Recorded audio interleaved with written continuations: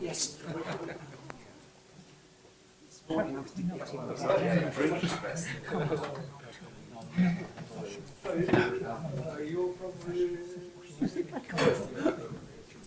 That's what it was, guess that's why. So you can get rid of it. I will put money on it. I've not had a reply from them. But I can think of after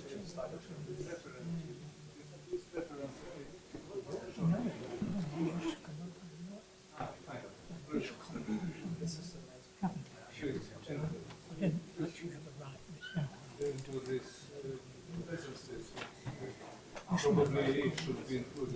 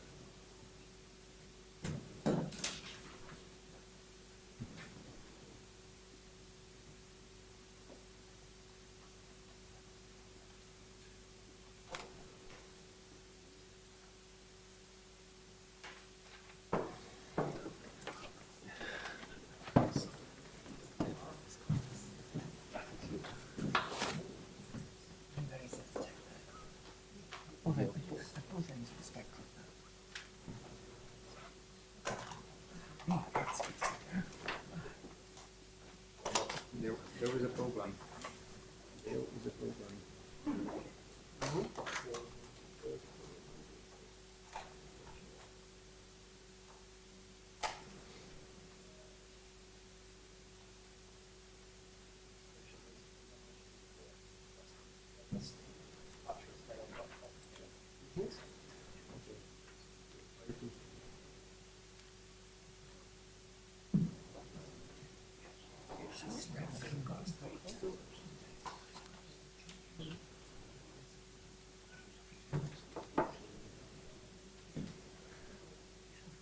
Oh yeah, so I thought we could talk in 2020.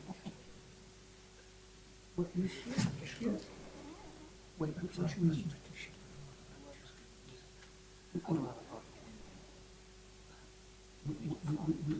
We got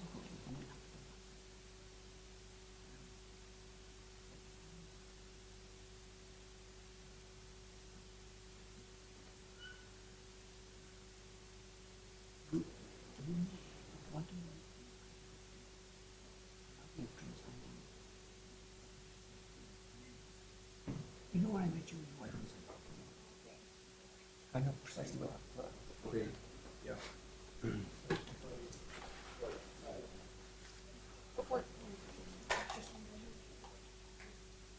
We would have to walk up the road. So not that, yes. But in front of that. Yeah, yeah. Then we just walk. Yeah, we just walk about 20 yards.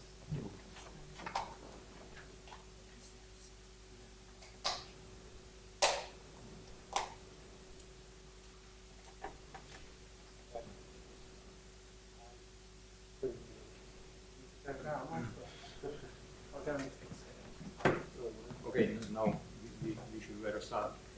So, ready? Yeah.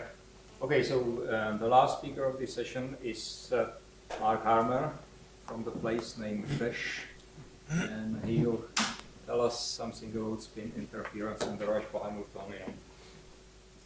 Thank you very much for safety organisers. Thank you very much for having me here and letting me come to this lovely place and meet all these distinguished researchers who were just names before I came here, names on papers. So it's been very nice and I've enjoyed speaking to people I've spoken to.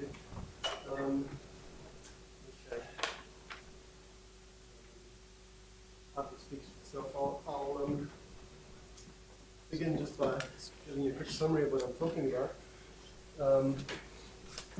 Okay, this is compared to the other stuff we've had here, a very simple talk just about looking at Rashba Hamiltonians on quantum graphs and using them in applications of design of nano-electronic devices. So there's some overlap with the talk of Pankrashkin on Rashba Hamiltonians, but only in the most superficial sense. And in fact, there's a talk of our chairperson,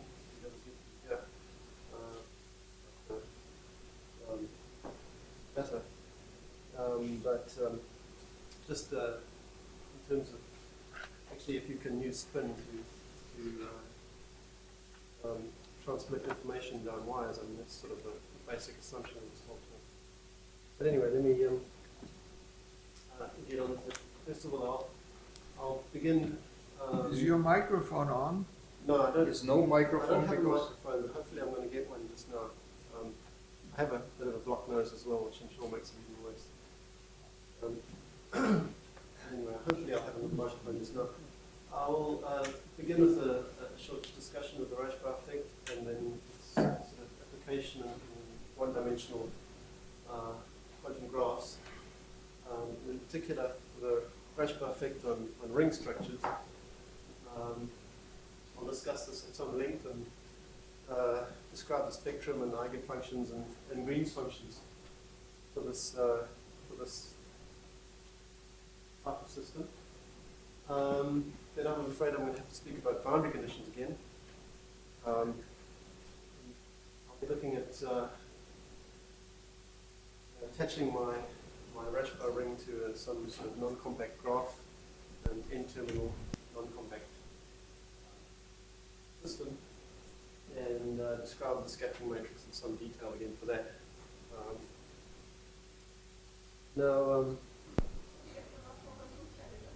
Okay. So then, in principle, when you've got the scattering matrix, you pretty much know everything about the system, but in practice, if you want to do something like sort of design some sort of nano-electronic device, you want some more qualitative insight into the system. So I'll be speaking a little bit about the symmetries of these systems, and in order to do that, I'll introduce the Vronsky and talk a bit about symmetries, and then.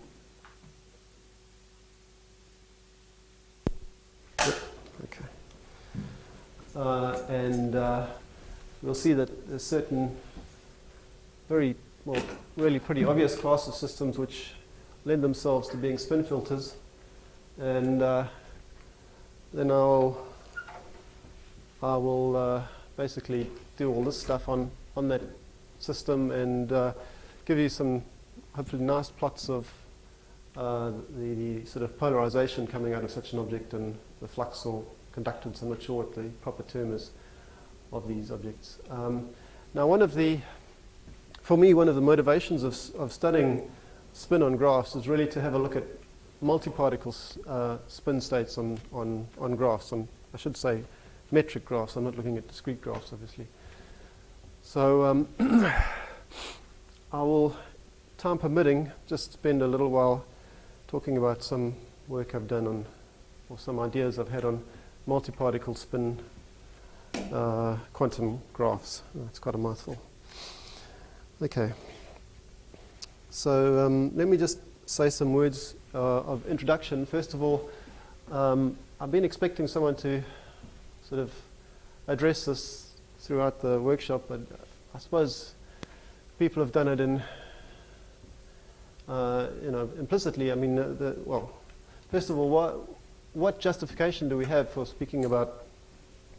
Actually, this was the topic, I think, of the last talk. What justification do we have for speaking about quantum graphs instead of quantum waveguides? And I mean, this is a far from open problem, and I know that Pavlov and Olaf Post, and as I say, the last speaker, Professor Solomiak, have investigated this in some detail.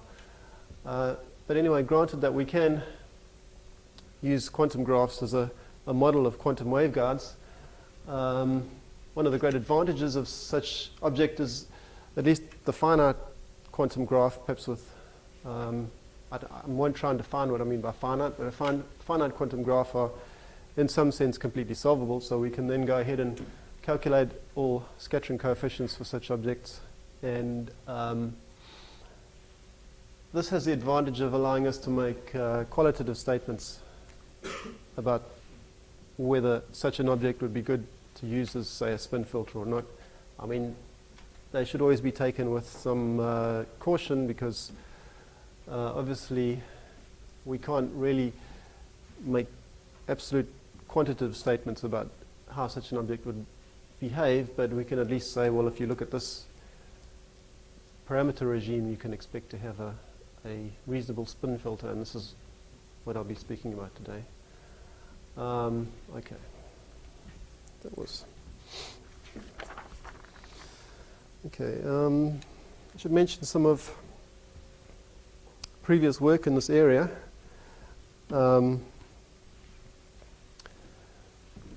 Spin, and well, spintronics is pretty popular.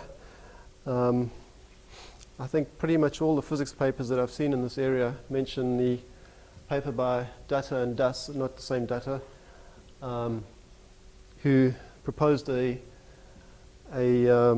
way of modulating current using the spin of electrons, a so-called spin field effect transistor. I'm not a physicist, and I don't think that this device has been realized, or I don't, as far as I know. Anyway, I don't know, maybe some physicists could set me right on that. But there are other, I mean, as far as I know, spin is used quite a lot in the so-called spintronics and the giant, giant magnetoresistance, which I believe is actually used in current technology. Getting a little closer to home, the Rashba effect is quite a popular way of implementing a spin interaction on quantum graphs, as Krashkin showed. I'll mention a few other authors. Actually, all of these people, I think, all of these are looking at spin filtering using the Rashba effect to some extent. And the Rashba effect has the obvious advantage is that it's sort of, I believe it's sort of natural and sort of easy to implement in a semiconductor device. And as I say, I'm not a physicist, but I believe this is why it's so popular. So the paper of, let me just mention a few of these. Nitta et al. Considered a two-terminal device, which they believed they could use to modulate current similar to the Datta and Das device. I think for such a device, at least with the Rashba effect, you can show that spin filtering is not possible at all. Streeter and Shiba considered something a little more complicated. I'm not entirely sure what it was, but they had the Rashba effect and the magnetic field and used sort of a 2D device to implement spin filtering, as far as I know. Also, I won't try and pronounce that name, but they considered a device consisting of two wires, and essentially it was also two-dimensional because there was a two-dimensional region between the wires with the Rashba effect on it, and using this Rashba effect they could selectively allow current to flow from one wire to the other, thereby implementing spin filtering. Kiselev and Kim is actually quite close to what we're looking at here. They consider three-terminal devices with the Rashba effect, and in some sense we consider very similar devices, although we do them on quantum graphs, which, as I say, allow us to get much more explicit data on such devices. So, okay. Well, the rest is pretty self-explanatory. We're looking at electrons on graphs of the Rashba effect, basically. That's what the rest says. Okay, so let me just start with my introduction of the Rashba effect.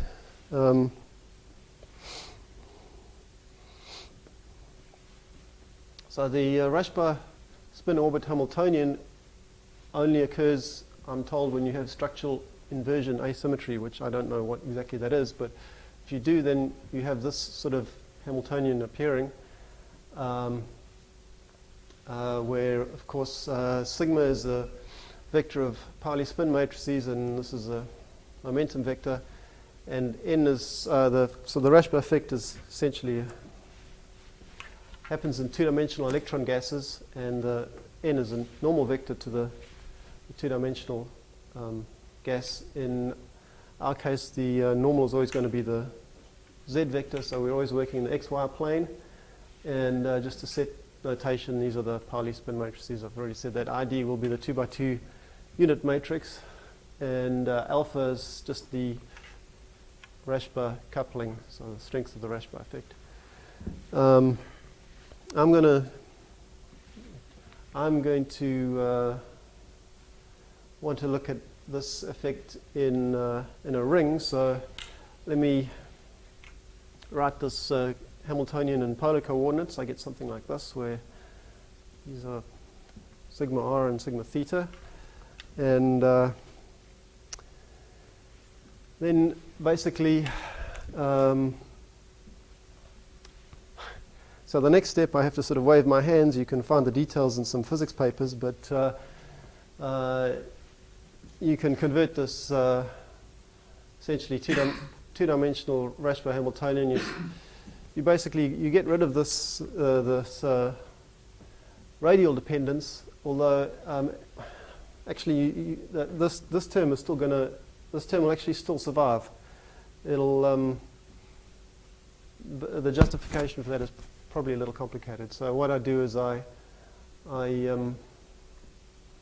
look at a parabolic confining potential on my ring, and then look at the sort of the ground states of that, and then take the as I understand it, I take the full Hamiltonian and take this the diagonal matrix element of that full Hamiltonian with respect to the ground state, and then I basically get something that's R independent, and it turns out to be this thing over here, where D naught is going to be a sort of a free term plus a Rashba term over here. And if you square it out, you'll see, as I said, that this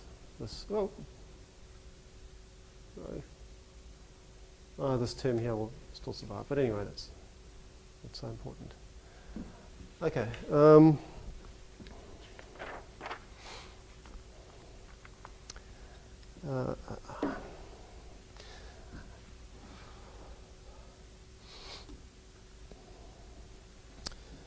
Okay, so now what I'm going to want to do is just discuss the spectrum of this object and the eigenfunctions and Green's function. To do that, I solve the eigenequation. This is not actually an eigenfunction because it's not continuous, but it's a solution of this equation. And it's probably the sort of the basic thing I learned from this whole investigation was to write everything using Pauli spin matrices. So all of my solutions, in particular this solution, consists of both spin states written together as one function. So everything here is a 2x2 matrix. Another thing I should point out is that this angle phi is obviously just given by the Rashba coupling alpha, and it'll appear again just now. So there's my solutions of the eigenequation. The actual eigenvectors, the eigenvectors are given by these things over here. The eigenvalues are the zeros of this thing over here, which just gives me continuity. And it's sort of natural for me to just take forget the plus minus and just take n as an integer. That's going to give me all the eigenvalues, as you can see here. Just plus minus just drops away when I'm considering integers. But it's, for our purposes, it's much more convenient to write the eigenvalues as two series with I've taken lambda minus as being at the sort of the ground state, and then the plus minus is sort of all of the rest. Okay, so what does the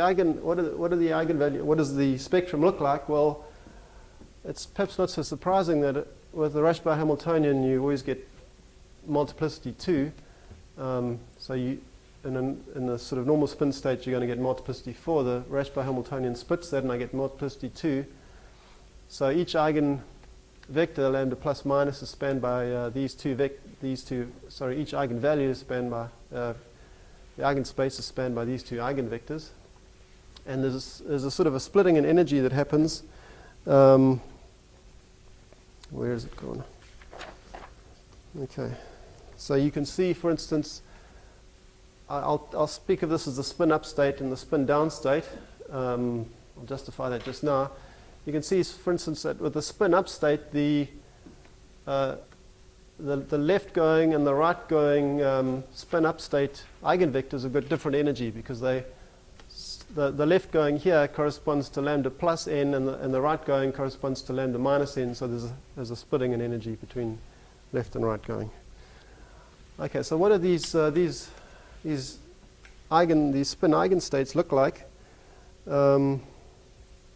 Well, this value phi here, as I say, is just the tan of that is just the Rashba coefficient, and the spin eigenstates are, you can think of them as being just perturbed off being up and down spin states just by this angle phi, and they're so the azimuth sort of, what is it? Azimuth of the angle is phi, and the angle on the xy plane will be theta. So what I mean by that is that these spin up, spin down states point towards the center of the circle. So I'm just illustrating that the spin states are somehow sensitive to the curvature of the one-dimensional wire that they're on. Another thing I want to point out, it'll appear later, is that when this term over here, when this term in brackets is an integer, then you actually get this twofold degeneracy raises to a fourfold degeneracy. So these eigenvalues sort of line up. So when this thing is an integer, then lambda minus of n equals lambda plus of n plus m. And we'll observe some strange behavior of the filter later at those particular strengths of the spin-orbit coupling. Okay. So the next thing I want to do is write an explicit expression for the Green's function, which is just the kernel of the resolvent. It's just the solution of this nasty system over here. And that can be written in a nice compact form, again using the fact that again using this expression here for the eigensolutions in terms of Pauli spin matrices. So okay, it's not gonna. Sorry, just give me what the hell. Okay. So we get this.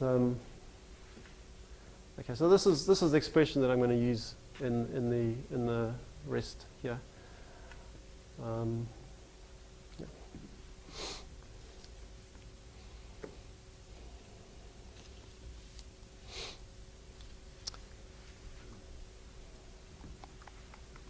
Yeah. Okay. So having discussed the ring at some length, I'm now going to attach it to a few semi-infinite wires, n semi-infinite wires. So I'm going to have a Rashba effect, as I say, on the ring. They'll just have the free Hamiltonian on the wires, yeah.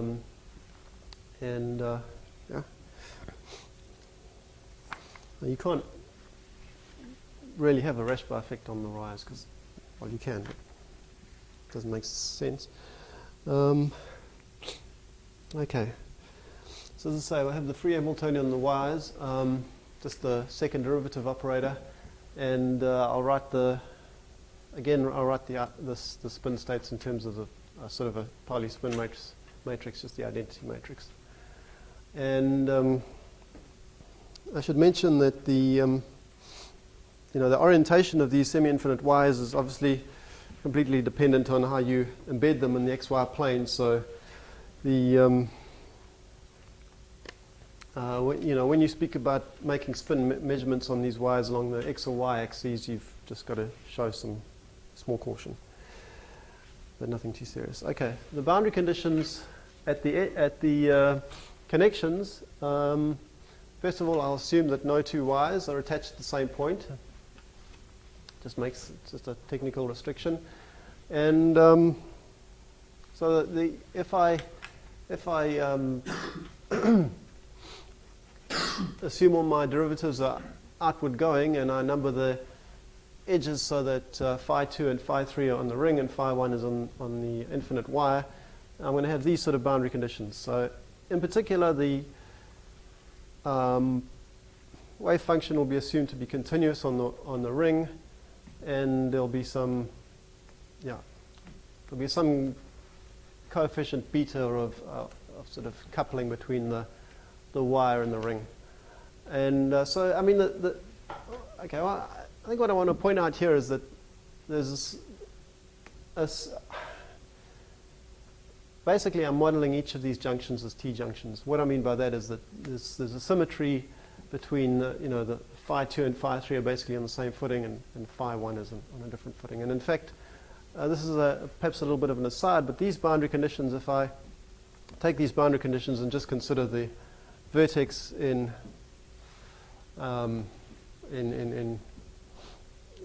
isolation, then the scattering matrix that I get for this is actually a standard scattering matrix for the T junction is considered in a lot of physics papers. In particular, there's a book by yet another Datta who considers this problem and proposes a scattering matrix, which is exactly the one you get from these boundary conditions.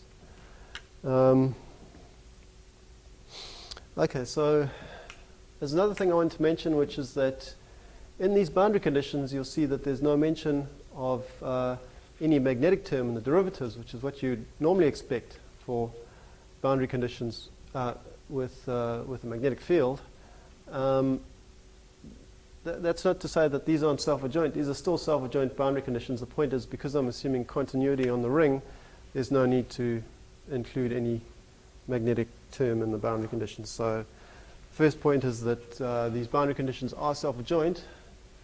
As I said, beta is some sort of strength of coupling between the wire and the ring. And I'll assume that beta is the same for each component of the spinner, so the boundary conditions are spin independent. And it may be different at each vertex of the graph. Okay. So in fact, my derivation of the sort of relevant properties, the polarization and that sort of thing, will be for arbitrary beta, but the when it comes to putting the stuff into computer, which is what I'll do at the end, I'm just going to put beta equals 1 because it's just another sort of parameter to fiddle with. If you want to try a different beta, you can always go back to the program and re-enter it. It's not a big deal. Is beta allowed to be complex or is it real? No, beta is real. I'm looking at self-adjoint boundary conditions. Yeah. Okay. So I mentioned that last point already. Okay, so this is the standard ansatz for the scattering matrix. I've got some matrix Sij. The diagonal entries are going to be the reflection coefficients, and Sij is going to be the transmission coefficient from the jth edge to the ith edge. I've swapped perhaps the ordering from what it usually is because it's sort of a hangover from when I considered these as matrices. Because anyway, don't worry, because the differential operator always has to act on the left when you're in a matrix situation. Anyway, and again, let me just say that these scattered waves and the scattering matrix, these coefficients should be considered as 2x2 matrices, sort of Pauli spin matrices. Okay.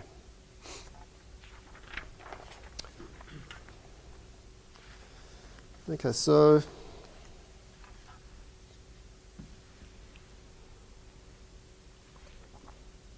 because of my choice of boundary conditions, namely that the wave function is continuous on the ring, I can choose this ansatz for the scattered waves. So I take my Green's function and evaluate one of the arguments at each of the points on the ring where the wires are attached, and I get a vector of values, and then there's going to be some matrix here which will give me my scattered waves on the ring. Okay, and then on the okay, so that's what the scattered wave looks like on the ring. On the wires, I've already told you what it looks like, and from that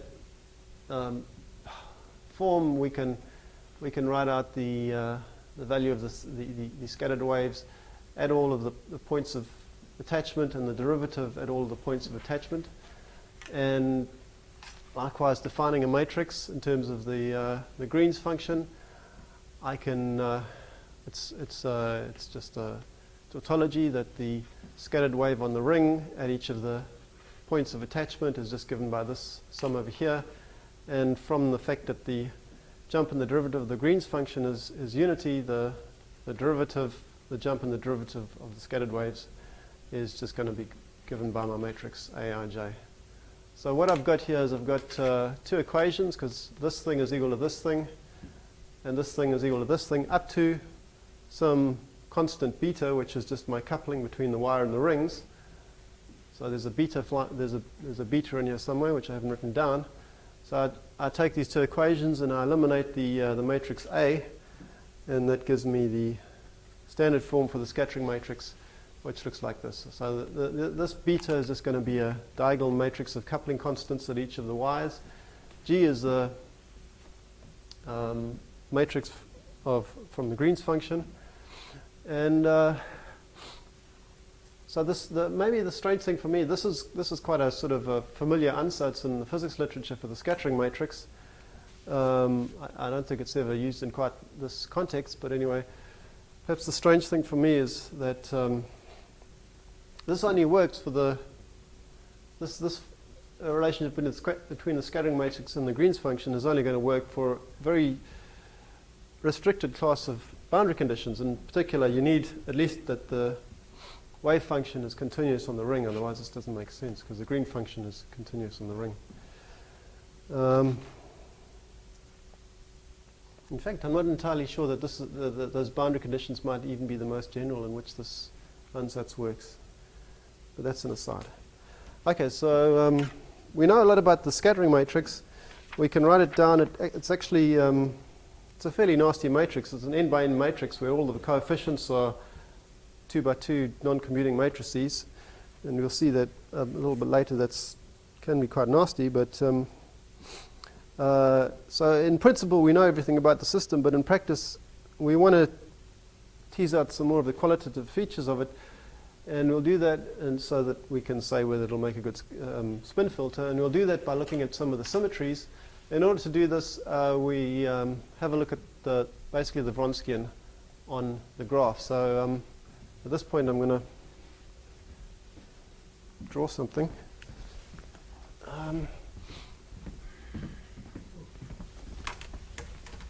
It's a really simple idea, but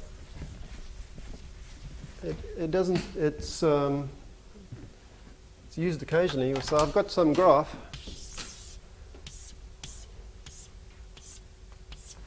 and I consider a closed curve here on the graph, and take the points of intersection of my graph with the closed curve, and then look at I look at this quadratic form f and g, and evaluate it at all of the points of intersection and sum over those points of intersection. I call that the Vronsky. And first of all, it's very easy to see that if f and g are just formal solutions of the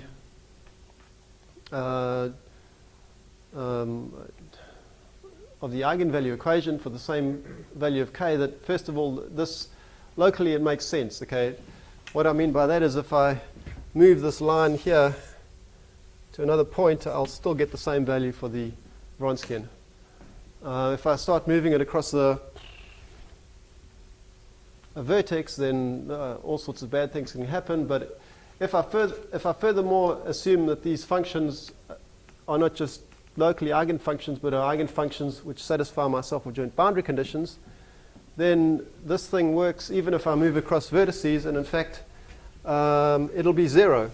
Okay, the Vronsky, the sum will be 0. That's really simple to see.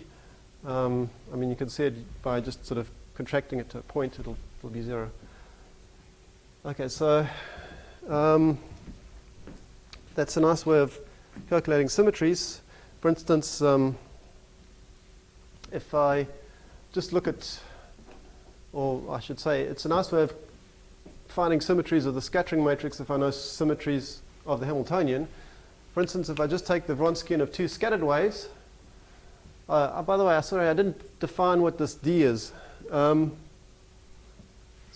D here is just, remember I defined the Hamiltonian as on the ring I defined it as D naught squared plus some constant, and on the wires I defined it as DI squared, where DI is just the derivative. So D is just going to be D naught or DI depending on where this intersection takes place. And you can generalize that to more general sort of Hamiltonians. Okay. So getting back here, if I just take two scattered waves and look at the Vronskian, as I've told you, this is equal to 0. I'm evaluating just on, now my point at which I'm evaluating is just going to be an arc encircling all the whole compact part of the graph like this. Okay, so I'm just summing over all the semi-infinite wires. Then these are just, this just follows from the ansatz. And calculating the sum, I see that in order for this to be 0, I need that the scattering matrix is unitary. And once again, I should probably just mention that this Vronskian is, like everything else, a 2x2 matrix value object. Okay. So let's look at, I mean, there are a few obvious symmetries that we can put in here. So we can sort of put in time reversal, and there are a few other symmetries as well. Let's assume that our graph has a reflection symmetry across the y-axis, for instance. So if that's true, then when I say I mean the graph and the boundary conditions in the Hamiltonian have a reflection symmetry. Then it's obvious, it's pretty easy to see that the Hamiltonian will commute with this object over here. And so if I've got a scattered wave and I apply this object to the scattered wave, I'll get another, maybe a linear combination of scattered waves. And I take the Vronskian of this and any other scattered wave, and I'm going to get some mess over here. And the fact that this mess has to equal 0 means that the scattering matrix must equal, well, first of all, I apply R to the scattering matrix, which just means that I swap indices which correspond to a y to minus y flip, and I multiply by sigma y. Sigma y is now a block diagonal with sigma y's on the diagonal. Okay. So this is just one of many symmetries. There are others. I mean, I believe this is called time reversal. This one, I'm not entirely sure what the physical motivation of this is, but if you apply it, I've checked that commutes with the Hamiltonian, and you can conceivably get other symmetries from it, but I'm not going to use anything like that. So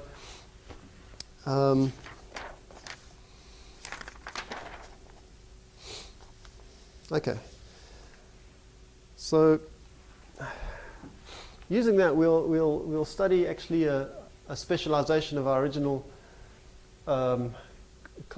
class of graphs. So let's just look at a graph with just 3 terminals, and we'll assume it's got the sort of reflection in the reflection in well, it's the reflection in the x-axis symmetry, and okay, then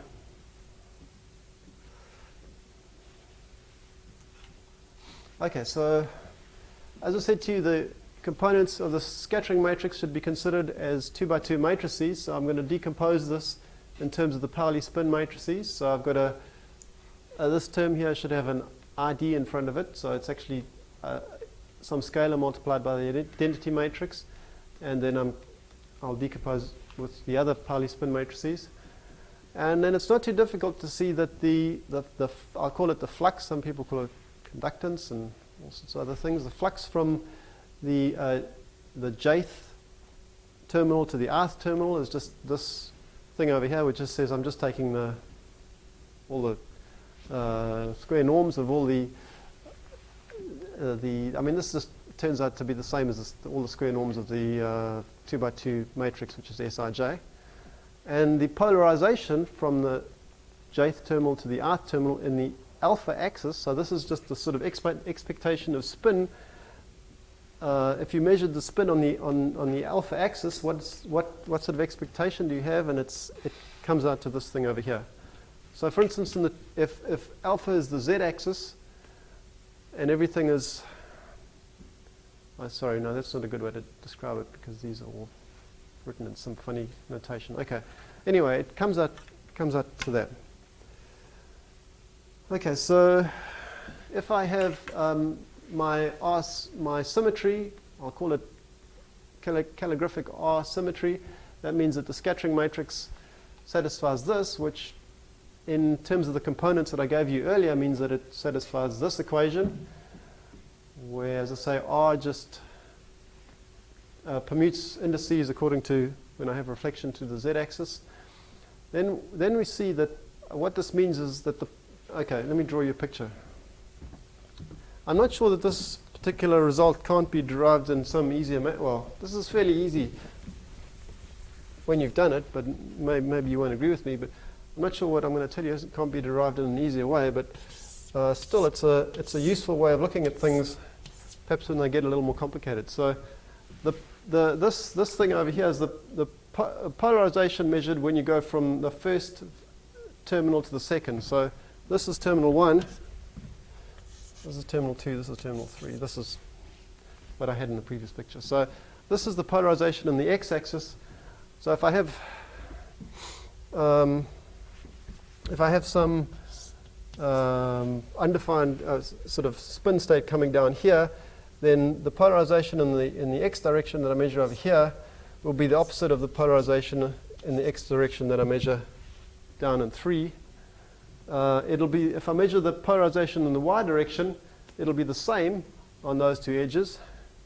And if I measure the polarization in the z direction, which is the one I sort of really want to do because geometrically it makes more, probably to me at least, it makes the most sense. The polarization that I measure over here will be opposite of the polarization I measure over there. So if your system has this sort of symmetry, it looks like it's a good candidate for spin filtering, is what I'm trying to say. And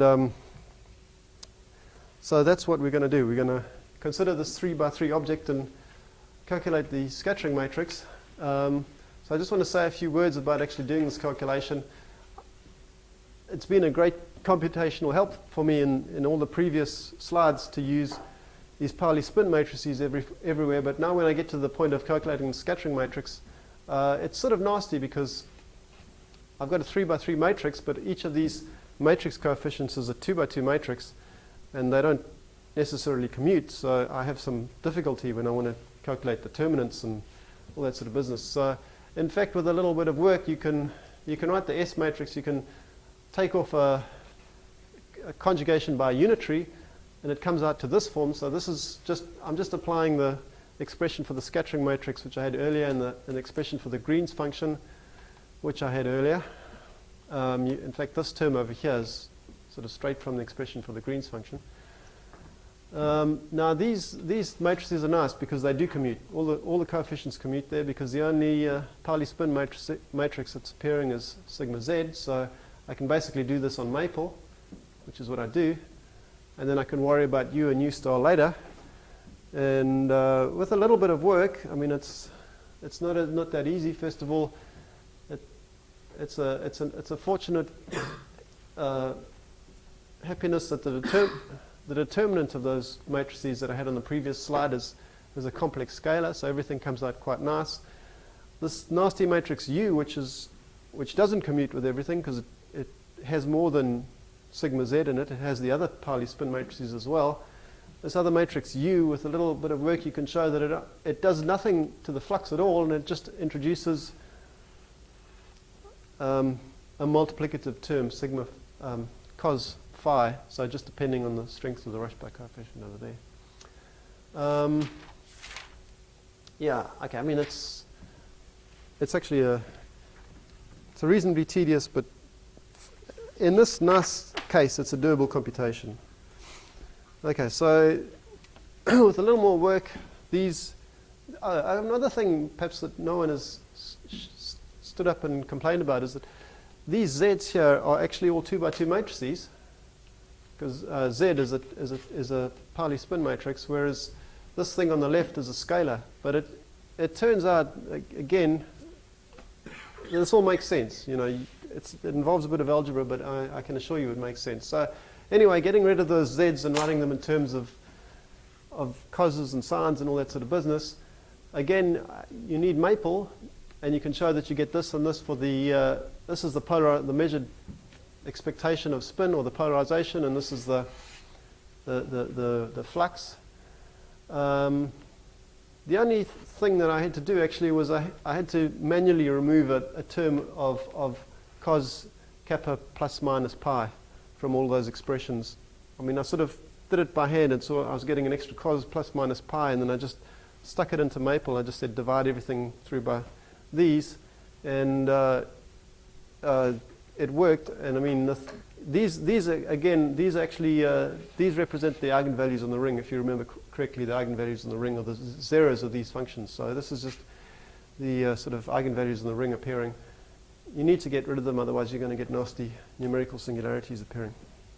Anyway, so what do these r, x, and y's look like? Well, x is this, y is this. You've got to square these, so you're going to get a pretty big expression. Q looks like this, and r looks like that. And there's no beta anywhere because I've just put beta equals 1, otherwise it just looks nasty.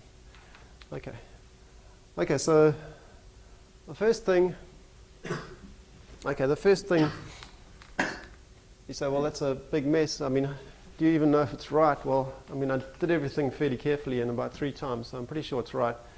One of the first things you notice from this expression is that if kappa plus and kappa minus differ by an integer, which is exactly the case, if you remember in those early slides, corresponding to when the degeneracy of the eigenvalues goes from 2 to 4. So in that case where you have degenerate eigenvalues, then all of these terms cancel each other. This term and this term, this term and this term, they all cancel up. And that means that Q equals 0, which means that if Q equals 0, that means that the polarization, which is proportional to Q, equals 0. So when you have that degeneracy appearing, first of all, you get transmission, but there's no polarization of flux. And which is what this slide tells you. Now, I'm not a physicist, but I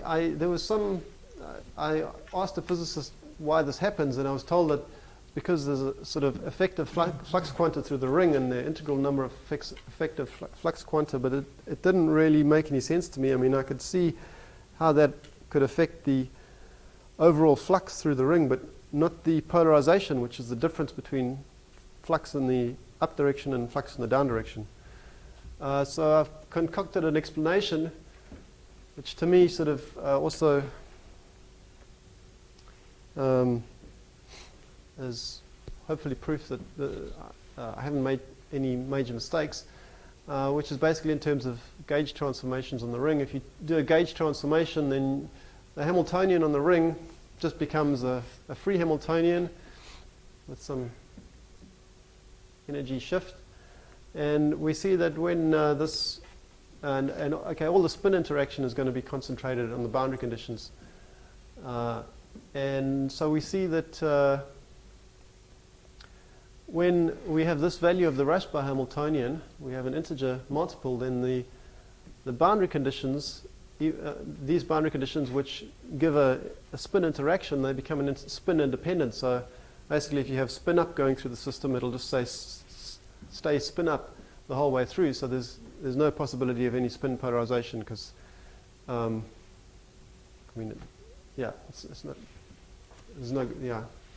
Okay, so, and in fact, a similar argument shows that not the polarization but the flux, which the flux is obviously not going to be 0, but it turns out the flux using a similar argument is almost periodic in the Rashba coefficient. This is a so-called, let me get the,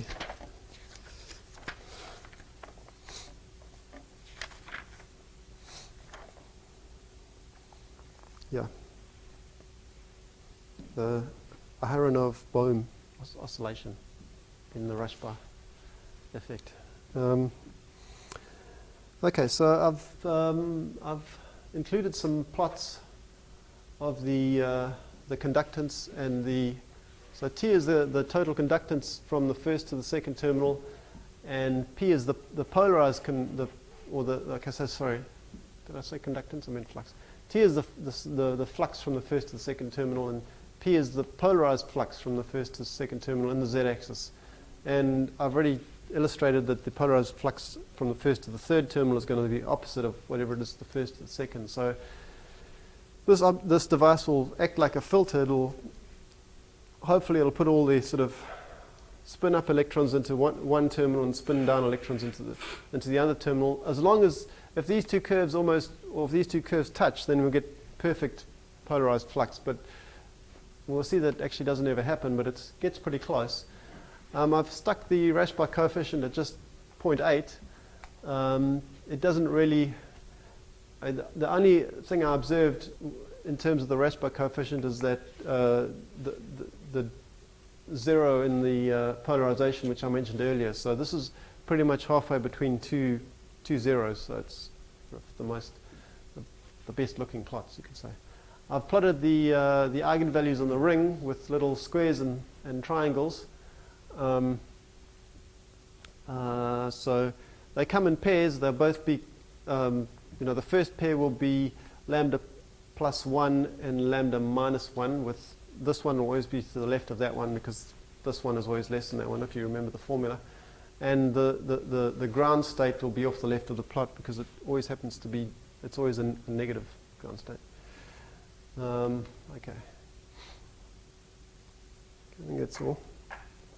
Okay, so pretty much running out of time, but the first plot is this angle psi is the angle between the two terminals.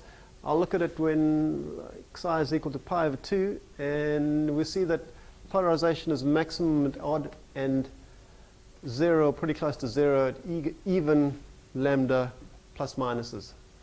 And we'll see for other values of this angle, we're going to get a sort of periodic behavior, which I have no idea what it comes from, and if anyone would like to tell me why it happens, I'll be very grateful. So we get a sort of periodic behavior, and the periodicity is related to this denominator, which is interesting. And we get zeros at certain values, but let's not worry about that. Okay, and it looks like this one, I mean, it's sort of obvious really, but it looks like this one is the best candidate for a spin filter. Okay, so I mean, this is when the angle is pi over 2, and Kiselev and Kim consider a device that's quite similar to this, but I mean, they look at numerics, so it's quite difficult for them to sort of generalize, but they suggest this is a good point for spin filtering, but from there, I have a problem with that because you have a very steep change of sign just at that point, so it probably isn't that great for spin filtering. But anyway, you can see all the periodicity which I've been mentioning. This is pi over 3 and 2 pi over 3, which looks like the best sort of spin filter to me. Okay, anyway, there's all that. Okay, so I might just finish there, but before I do, I just want to mention that this the main body of this talk actually appears as a paper in JPA from last year. It's volume 39, 4329, article 14329. Okay, so it's JPA, volume 39, 2006. Okay, from last year. And yeah, I mean, I can mention more, but maybe I've run out of time. Okay.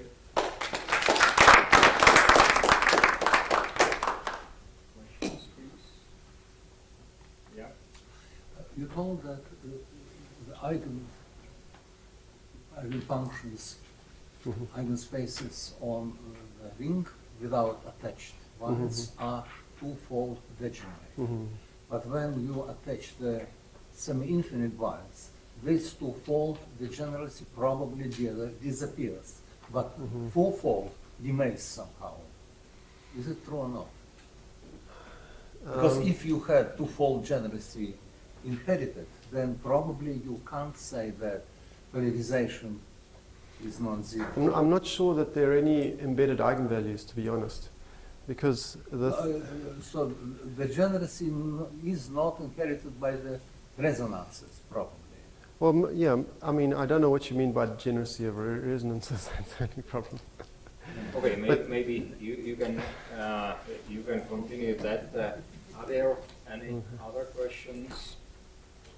I see none. So let's thank the speaker again.